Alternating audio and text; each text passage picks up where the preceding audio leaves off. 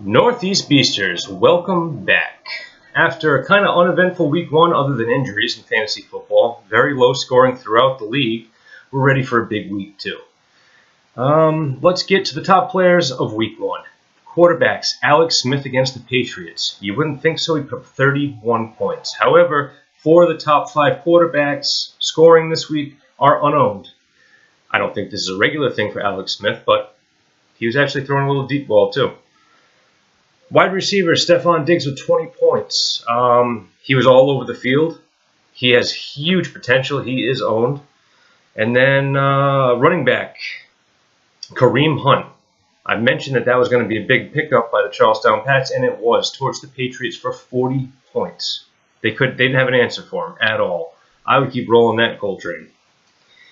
Tight ends, Austin Hooper with 19 points. Most of his points came on one big reception where he broke away, had a nasty stiff arm. That was pretty nice. Might be a gimmick. I don't know how much he's going to be used, but he's probably earned some playing time after that. Defenses, the Jaguars and the Rams both put up 28 points. That was pretty big right there.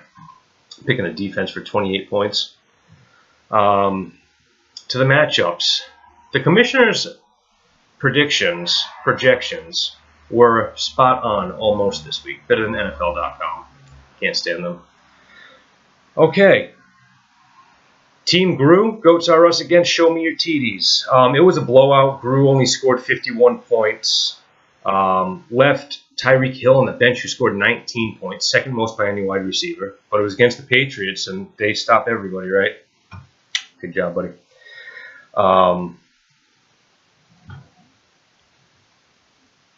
Let's see. Show Me Your TDs had Diggs with 20 points, so that would have canceled each other out, but it didn't. That's plus 20 right there. And David Johnson for Show Me Your TDs is out for, 3 to 4 months, I believe, with dislocated wrist and needs surgery. That's a huge, arguably the number one pick of the entire league gone. Charlestown Pats against Team Wynick. Thursday, Kareem Hunt scores 40 points, puts the Charlestown Pats up big. But then, slowly and surely, Wynick completes the drive, chips away, and takes the victory by 10 points. Highest scoring matchup of the week, I believe. Team Wynick, highest points in the league. Really scored with Ezekiel Elliott pretty much probably playing every game this year. What a steal. The Dung Beetles against the Mystic River Mudheads. Well, this is pretty much a bye week for me. I had 3 players on a bye. Picked up Carson Palmer for a spot start. He sucked, scoring 9 points. Thanks a lot, Dick. And it was a close matchup. Mud took the win. I'm 0-1 now. A lot of banter if the commissioner's going 0-2. I don't think so. We'll get to that in a bit. Dung did lose 2 number 1 receivers, though. Kevin White, who stepped up to the number 1 receiver for the Bears, is out for the season. And Allen Robinson, took him in like the 4th or 5th round. He's out for the season with a knee issue. Not good. Had to hit the waiver wire. Abdullah Oblongata against JPP's Fireworks Stand. Great name. Abdullah scores 98 points. He was the top point getter last season. He's back on track. Stafford scored 27 points, and then it would have been closer, but Tyler Eifert didn't even score a point. Although Cincinnati looked terrible. I don't know what's going on with them. They'll try to rebound tonight against the Texans. Good luck. Champions team against the Alaskan Oil Slickers. This went to the Slickers. Game time decision. OBJ was out, and that was a night game, so Champions team couldn't replace him with anybody. That could have definitely been the difference. Another difference maker, Leonard Fournette. 18 points in his debut. He's a workhorse. Catching passes, over 20-something attempts. Really nice game for him against a good defense, too.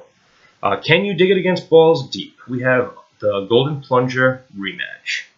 It was a close, pretty low-scoring matchup. Can you dig it, gut it, between his defense and his kicker. They scored 28 points combined. That was huge. That sealed the victory.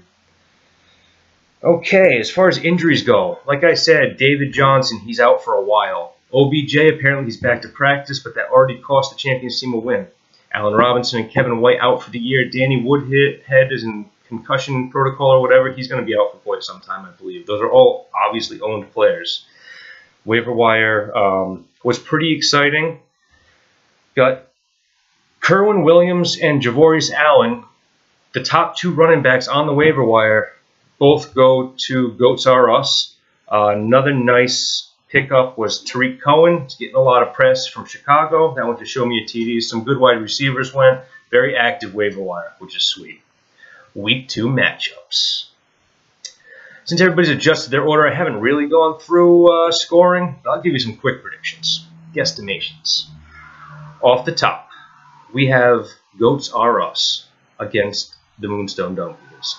Last season, the Goats swept me. However, after week 1, it's clear that you are the worst team in the league. 51 points, you should be ashamed of yourself. That's what you get for picking the way you picked. Tom Brady that high? Second round? No. Where'd you pick the dude from Tennessee, the white receiver there? Eric Decker?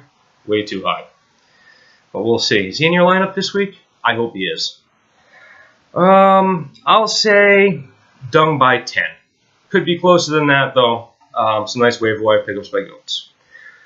Mystic River Mudheads against the Charlestown Pats. Charlestown Pats scored more points than the Mudheads first week, I believe. However, reverse roles. Mud won, Pats lost. Really close. I like Mike Evans at Chicago. For the Mudheads, I give them the slight edge. Show Me Your TDs against Abdullah Abongada.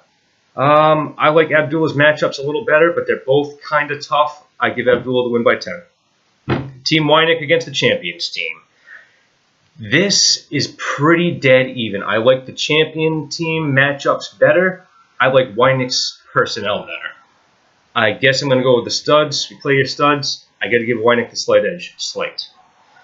JPP's Fireworks Stand against Can You Dig It? I like Jordy Nelson at Atlanta. I also like JPP by 10. And down to the Alaskan Oil Slickers against Balls Deep. Another very, very close one.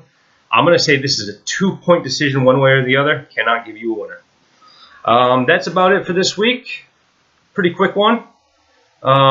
Big game tonight. A few studs in that fantasy game.